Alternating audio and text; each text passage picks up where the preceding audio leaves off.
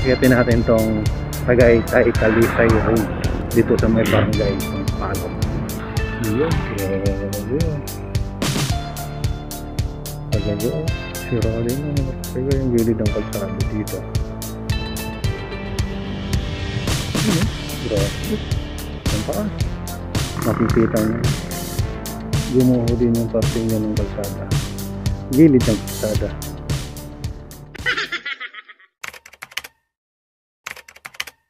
Nasa barangay Sampaloc Talisay na tayo mga parigay. Alright. So, dun sa may signage na yon ay kakaliwa tayo. Aakyatin natin tong Tagaytay Talisay Road dito sa may barangay Sampaloc. Ayan. Tingnan natin kung makakalusot tayo dun sa rotunda ng Tagaytay. Okay? Alright. Welcome Barangay Lenes. Dito tayo. Babala landslide prone area. Alright. Thank you. Thank you sa paalala.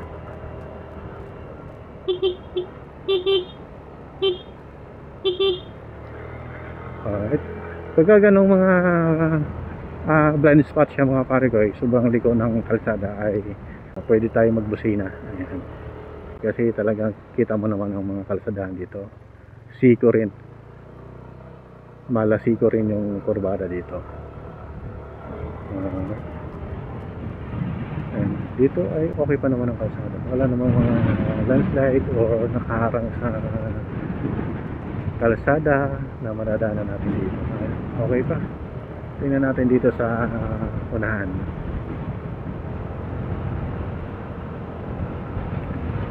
Time check natin ay 1:51 na ng hapon mga karigay.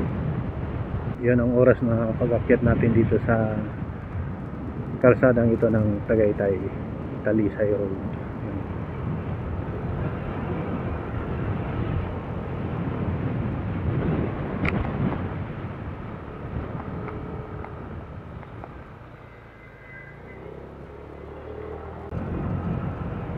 Grabe yung kalsada dito mga parigoy. Pag nakita nyo sa mapa, sa Google Map nyo, ay grabe talaga. Sobrang liko-liko ang kalsada dito. Pwede rin siyang tawagin na snake road o dito kang manok ng Calabarzon na matatagpuan dito sa Tagaytay, itong kalsada na to. Sobrang liko at paahon. Meron namang mga yan, mga pagguho. Tingnan natin dito sa kalagitnaan. Ayun, ito. Shout out sa inyo mga gumunga.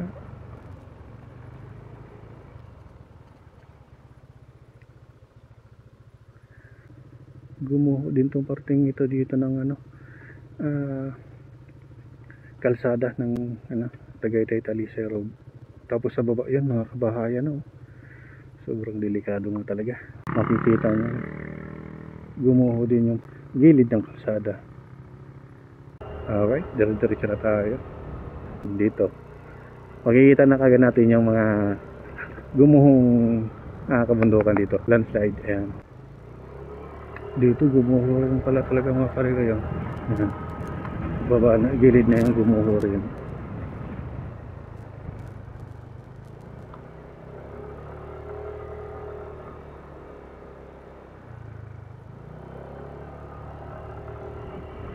Merong mga pagguho dito mga parigoy, pero yung iba hindi naman ganun ka grabe. Tulad yan, mga ganyan lang na makikita natin dito.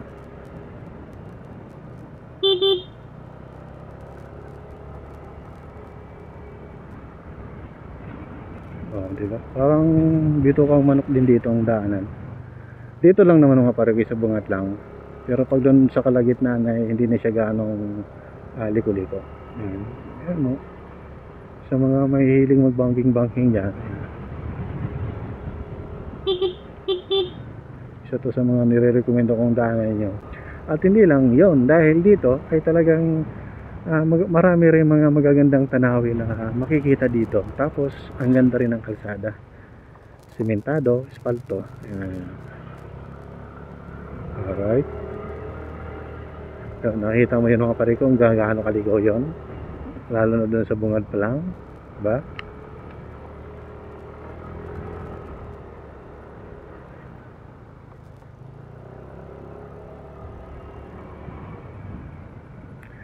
Cassiopeia Corporation. Parang sa ano yun Cassiopeia. Parang sa Encantadia yun Dito ay talagang napakaganda pa rin ang kalsada, kondisyon ng kalsada, at wala rin mga pagugong kalupaan na matadaanan dito. Hindi natin mabasa, baliktad mga karigay, hindi natin mabasa yan.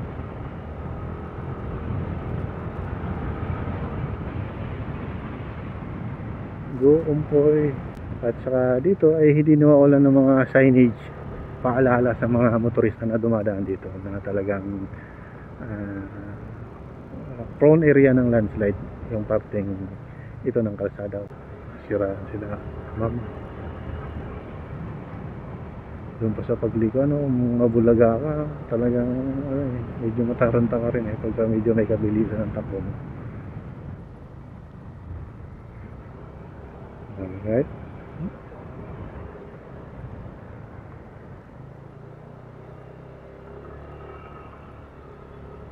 Nalamig dito.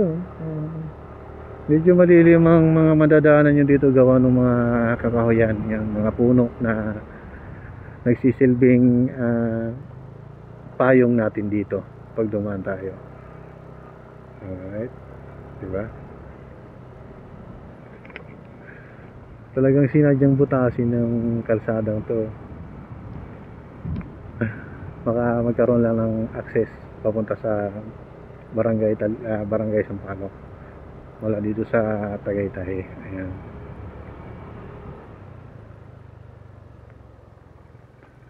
Okay naman ang kalsada dito. Ayan. Unlimited sa banking talaga grabe. Dandahan lang talaga tayo. Mahirap pag yung may kabilisan tapos hindi natin makontrol manubela natin, ma-overshoot tayo dyan sa kaliwa natin ng kapare ko talagang napakataas ang pangpang. Delikado. Kaya alalay lang tayo dito. Dito na tayo nagmamadali. Wow, sarap ng hangin. Okay tayo kapare ko diba? Malilim dito Kaya ito yung binutas talaga yung gitna ng kabundukan para lang magkaroon ng kalsada at makalusot papunta dun sa bayan ng Talisay o Laurel, Lucelio. Yan. Bawal magtapon ng basura dito, may huli. Grabe din pala dito. Landslide.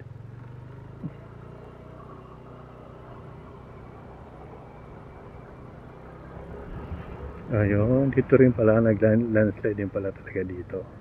Ayan. Nalinis na lupa na may kasamang mga punong kahoy. Dangerous curve. Yan, grabe talaga sira din ang mga karga yung gilid ng kalsada dito.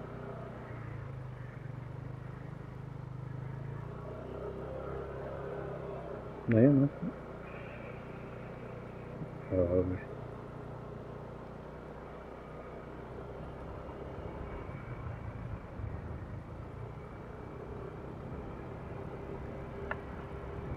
Meron din pag-uho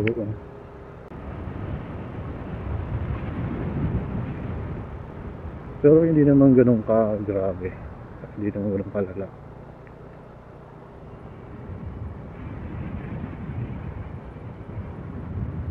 Yun grabe ang taas. Ito yung unang daan ko dito mga pare guys na paakyat ako. Pag dumadaan ako dito lagi tayong pababa. So ngayon ito ma-experience na rin natin yung paakyat papuntang rotunda ng Tagaytay. Grabe na, landslide din. So kaya ingat-ingat din talaga tayo dito mga pare pagka tayo inadaan, lalo na pagka may mga sakuna tulad na lang ng pag-ulan, walang tigil na pag-ulan. So dobling ingat tayo dito pagka tayo dumaan, kasi talagang may tendency na magkaroon ng pag-landslide. Grabe.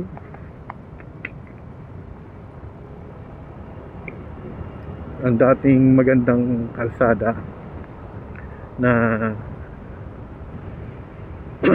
na pag dumaan tayo dito at marami rin mga nagaganda ang mga tanawin, ay ngayon ay ganito na, ito na, marami nang gumuhong sa gilid ng kalsada, at saka yung mga kabundukan nasa gilid lang din ng kalsada. Laging basa to dito. Ano kaya meron dito pat lagi basa? Ano mga dito talaga ng tubig, ano yung parang anong tawag doon mga parigoy, parang source ng tubig.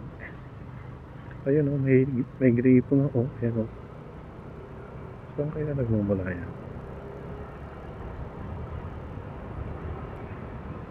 Pero maganda pa rin talaga dumaan dito mga parigoy. Marami mga parigoy o, tok-tok, diba? Umaakyat din dito sa Talisay Tagaytay Road.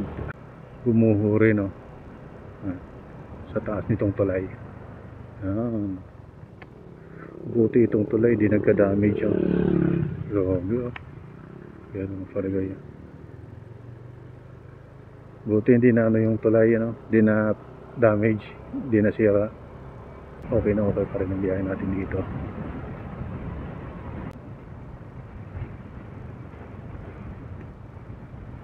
Yan. Tuloy-tuloy din ang trabaho nila dito, yung mga nagmi-maintenance.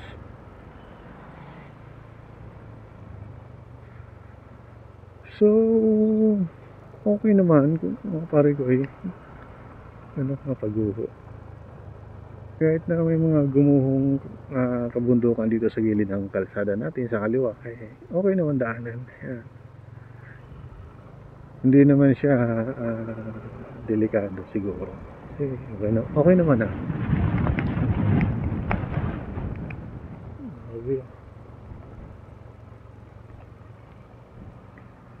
Kahit may ganyan, talagang bumigay pa rin. May harang sa gilid ng lupa, sa bundok. Talagang nagano pa rin, bumigay pa rin. Laging basa ito dito talaga mga pare. Lagi siyang basa. Ganun. Lagi siyang basa oh. Yan. Talaga matubig yung bundok na yan oh. No? Pansin nyo, matubig talaga yung ayan oh, mga pare. Laging basa yan pagka nadaan tayo dito. Hindi ko nakita to dito na tuyo na dumaan ako. Kasi tingnan mo naman yung gilid ng kabundukan oh. Nagtutubig. Ibig sabihin talagang maraming tubig dyan sa loob. Kaya na ano siya, natagas.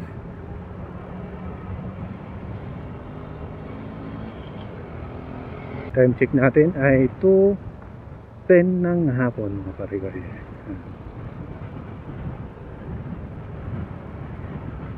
Ito gumuho din oh.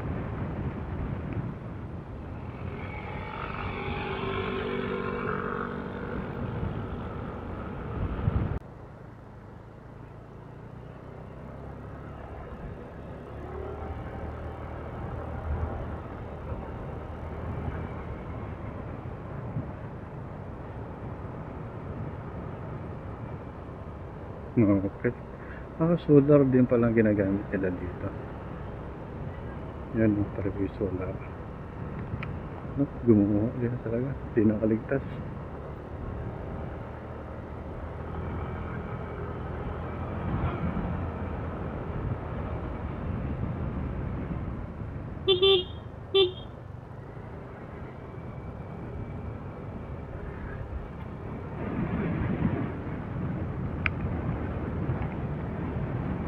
Ayun.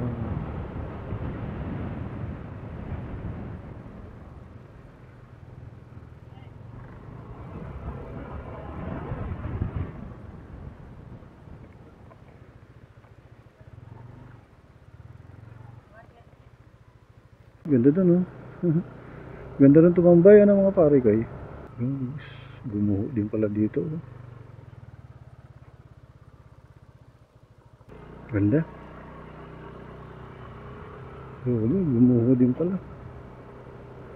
Delikado. Grabe. Okay, tuloy-tuloy tayo mga pare ko.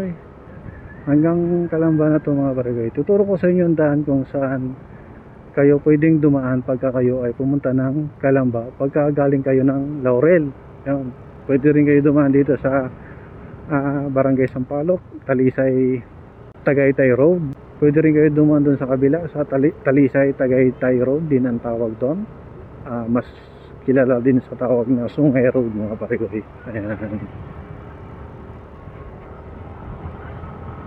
Alright, balik na tayo.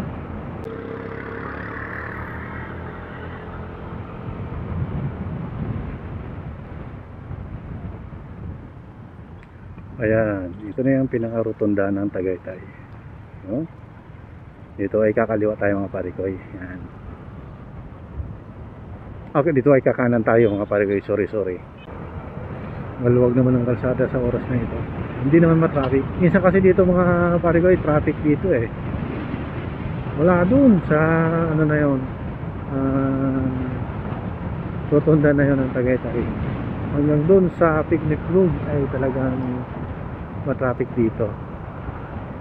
Singit-singit lang ako dito dati pag ako'y nadaan dito. Time check ay 2:19 na ng hapon mga parikoy. Ayan, ito na nga sinasabi ko.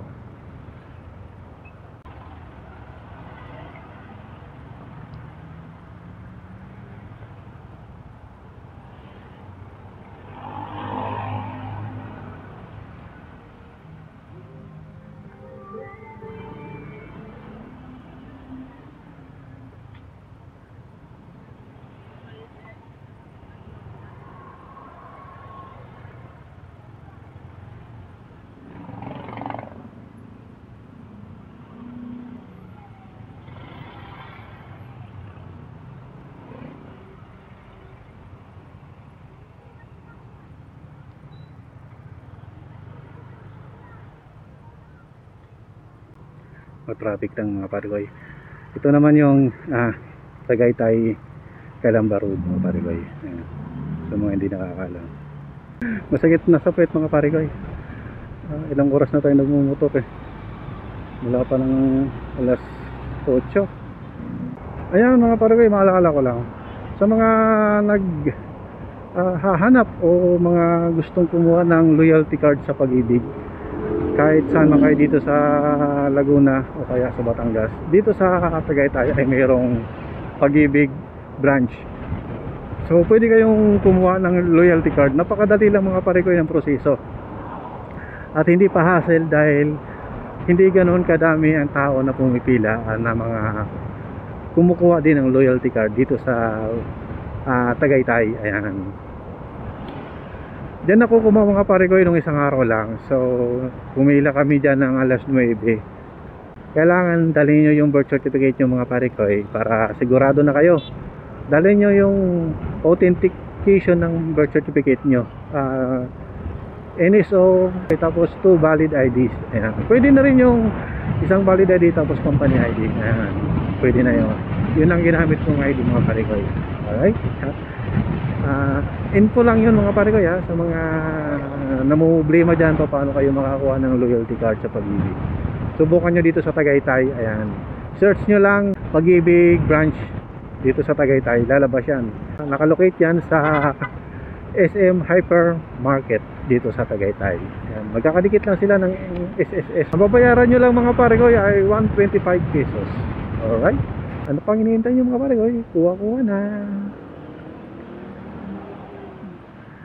Para sigurado mga parikoy, punta kayo ng Monday to Friday. Hindi ko lang sure sa mga nagtatanong kung Sabado ay bukas sila, pero alam ko government yan eh.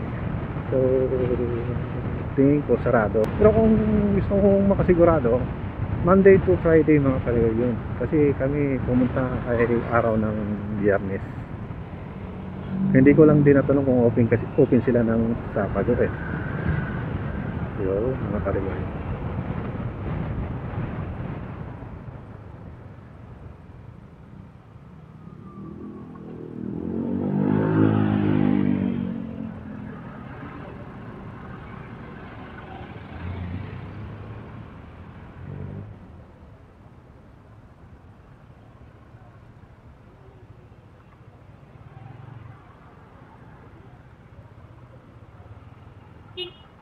Ayun, ito naman yung picnic grove.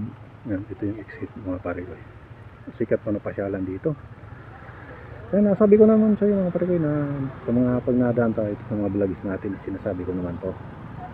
So, nakalimutan ko na kung magkano yung entrance fee. Kasi nung pumasok ako dyan, parang 75 pesos yung binayaran ko kasama na yung motor. Maraming madadaanan dito. Ang itim na langit. Ang itim doon mga pare-goy, parang ulan. Gusto sana bang uwi tayo. Crosswinds dito sa Tagaytay mga pare-goy. Yan, dito lang din yan. Isa din yan sa mga sikat na pasyalan dito sa Tagaytay. Crosswinds. Ayun, multik lang. Pumilit si Four Wheels Muntik lang talaga dito mapagbigay din yung rider. People's Park in the Sky na ba? So, maganda rin dyan. Isa rin yan sa mga sikat na pasyalan na isa sa mga sikat na dinadayo ng mga tao dito na puntahan sa Tagaytay.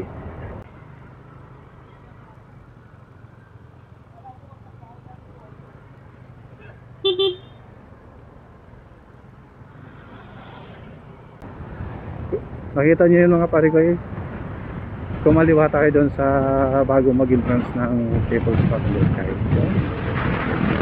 Oh, grabe yung tanawin dito mga pare-goy, solid diba? Yan. Ito na yung papunta sa bayan ng Kalamba, bayan ng Kabuyaw, yan. Bayan ng Santa Rosa. Meron daan dito mga pare-goy. At Nubali pa pala, meron din daan dito. Sa Kasili na tayo dadaan mga pare-goy para mas mabilis-bilis. Kasi dito tayo dumaan kanina sa Barangay Bungo, Mabato. So dito na tayo dadaan sa Barangay Kasili. Nang makita nyo talaga ang isa sa mga pwede nyong daanan pagkagaling kayo ng Tagaytay papunta dito sa Kalamba.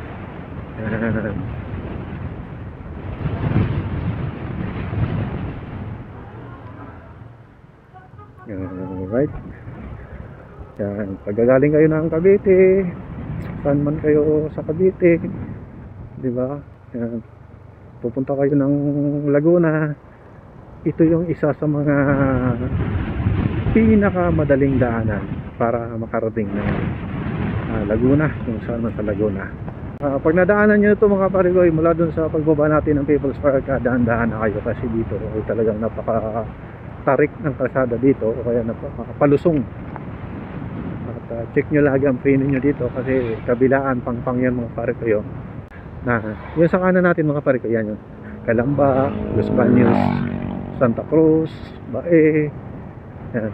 Dito sa kaliwa natin, ayan naman yung papuntang Santa Rosa, Binyan, Nubali. Ayan. Magkakasunod-sunod na yan sila mga pare-goy. Hindi kayo maliligaw dito pag gumamit kayo ng Google Map. Alright? Mula naman dito hanggang dun sa Calamba ay magmumotor lang tayo ng 30 minutes mahigit mga pare-goy. Depende rin sa takbo mo o kung mabilis o bagal o kung chill ride ka lang mga pare-goy. Pero kasi mga pare-goy, hindi na tayo makakarating ng pinakabayan ng Calamba. So sa ano lang tayo, Canlubang, Calamba lang tayo. Yan. Mula dun sa Canlubang papunta dun sa Calamba, siguro may mga 10 minutes pa natin na mumotorin yun. Yan. Alright. Dire-diretso lang to mga pare-goy. Yun, sa mga hindi nakakalam, dito rin matatagpuan sa Barangay Kasili, Kabuyaw, ang bahay ng mga Marcos, yung abandoned twin mansion ng mga Marcos. Mamaya makikita nyo yun mga pare-goy. Dadaanan natin yung yan, dito rin matatagpuan mga pare-goy ang Kasili Hills. Yan mga pare-goy yung Kasili Hills. Dito rin matatagpuan. Sikat din dito yan na stopover time check natin ay 2:48 na ng hapon. Ayan. So napahinto tayo dito kasi nadaanan na natin yung bahay ng mga Marcos. Ito yung abandoned twin mansion ng mga Marcos. Ayan mga Parigoy. Dito lang yan matatagpuan sa Barangay Casili, Cabuyao, Laguna. Right? Marami mga naghihintuan dyan, mga riders, mga siklista para magpa-picture. Kaya tinawag na twin mansion mga Parigoy dahil dalawa sila na magkadikit na mansion. Alright? So tara lang, let's go. Ayan mga Parigoy,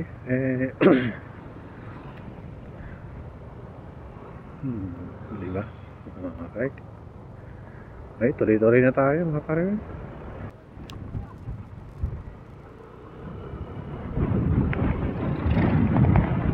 Alright. So dire-diretso na ito mga Parigoy. Ituturo ko sa inyo kung saan ang daan puntang Nuvali. Pwede rin kayo dumaan doon papuntang Santa Rosa at saka Binyan, San Pedro. Yun mga Parigoy.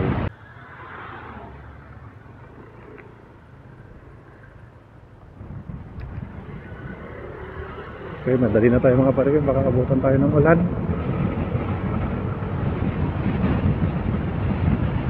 Oh. Oh, nangyari sa driver, nakakatulog na tayo na. Ito na yung rotonda mga Parigoy. Ayan, makikita nyo. Yun.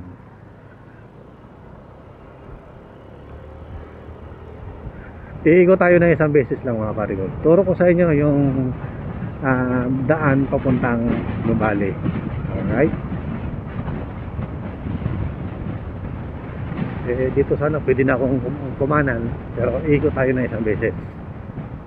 Diyan ako dadaan mamaya. Alright. Yan. Yan. Itong sa kanan natin mga Parigoy, yan. Ito yung papuntang Nuvali. Diretso na tayo.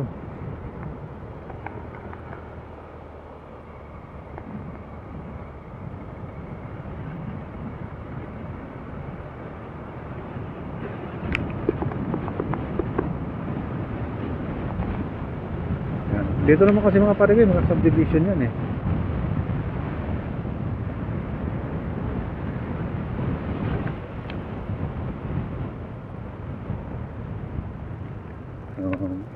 Ito naman yung daan papunta sa Calamba. Ito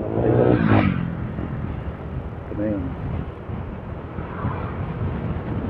Pero tulad na sabi ko mga Parigoy, hindi na tayo didiretso ng Calamba. Alright? So pagka kayo naman ay pumunta ng Calamba, so gamitan nyo na lang mga Parigoy ng Google Maps para mas maituro sa inyo yung daan. Pero tuturo ko pa rin naman sa inyo pagka lumigo na ako dun sa papunta sa amin.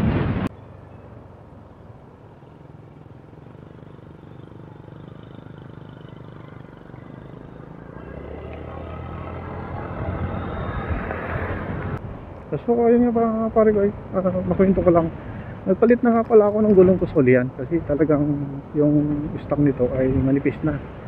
Napako kasi mga Parigoy, pwede pa naman remedyon, kaya nga lang manipis na si advice ng hindi papalitan na lang, hindi pinalitan ko na.